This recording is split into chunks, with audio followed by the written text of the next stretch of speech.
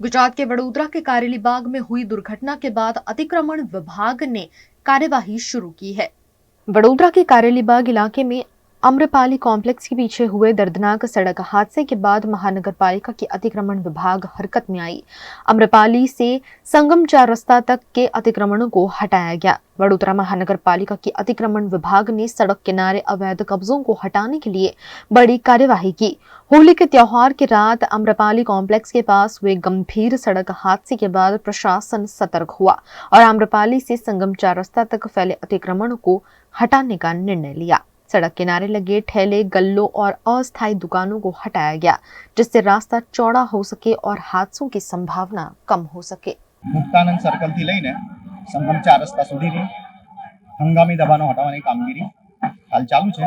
સાથે કુમારવાડા police સ્ટેશનનો staff, વોર્ડનો staff સાથે હાજર છે। કેટલી લારીઓ આજે બે ટ્રક ભરીને તો હમણાં કરી છે, બીજી આગળ જોઈશું, જે હશે એ જમા લઈશું। આજે લારીઓ જે વચ્ચે ઊભી હતી હા, રોડની નડતર રૂપ છે, ટ્રાફિકમાં નડતર રૂપ છે।